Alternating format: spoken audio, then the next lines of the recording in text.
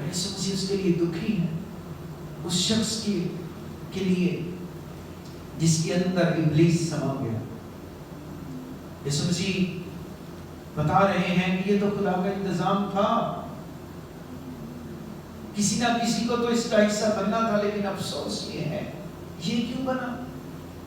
وہ جو مجھے نہیں جانتا، جس نے مجھے نہیں پہچانا،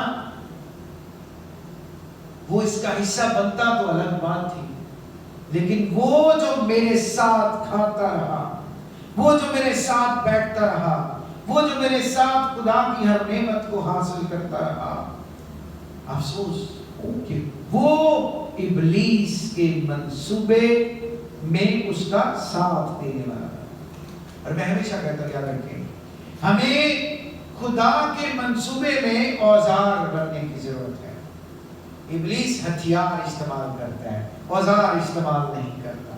اوزار کسی چیز کو بنانے اور تراشنے کے لیے ہوتے ہیں، لیکن ہتھیار مارنے کے لیے ہوتے ہیں۔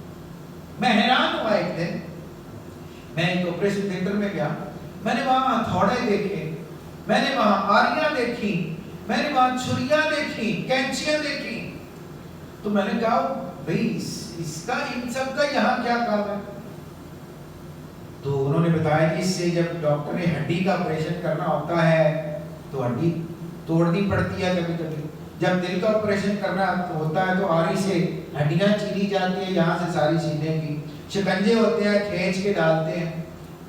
تو میں نے کہا کہ عجیب بات ہے، یہی ہتھوڑا اگر کسی ڈاکو کے ہاتھ میں ہو اور وہ کسی کے سر پہ مارے تو وہ شخص مر جائے گا، لیکن وہی ہتھوڑا اگر ڈاکٹر کے ہاتھ میں ہو تو وہ کسی بیمار کی شفا کا باعث بن سکتا ہے۔ بھئی یہی فرق ہے خدا میں اور ابلیس میں۔ اگر ابلیس کے ہاتھ میں ہتھوڑا ہوگا تو وہ سب کو مارے گا، خدا کے ہاتھ میں ہوگا تو وہ اوزار کی طرح کام کرے گا۔ خدا یسوع مسیح کے شاگرد ہوتے ہوئے یسوع مسیح کو یہ افسوس تھا کہ یہ شخص میرے ساتھ رہا، سیکھا، میں نے اسے روح القدس سے معمور بھی کیا، لیکن اس کے باوجود یہ اس کی قدر جان نہ پایا، اور اس نے کتنے سکوں میں یسوع کو بیچا؟ 30 سکوں، اور وہ سکے جو اس کی زندگی میں اس کے کام ہی نہیں آئے، نہ اس کی اپنی زندگی کے لیے کام آئے، اور جنہوں نے دیے تھے پھر وہ بھی اسے واپس قبول نہیں کرتے۔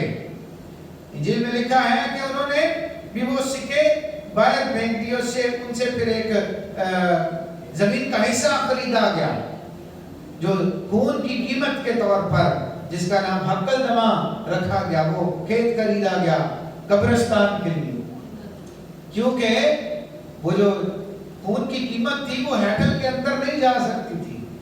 اب میں حیران ہوتا ہوں کبھی کتنی عجیب لوگ ہیں، ایک طرف وہ اتنے خدا کے حکموں کی پیروی کرتے ہیں، شریعت پر چلتے ہیں، اور دوسری طرف وہ ایک شخص کو جو بے گناہ ہے ظلم کا نشانہ بناتے ہیں۔ یاد رکھیں، خدا کے خلاف کھڑے ہو کر آپ جتنی بھی دولت کمائیں وہ کبھی آپ کے کام نہیں آ سکتے، کبھی آپ کے خاندان کے لیے کام نہیں آ سکتے۔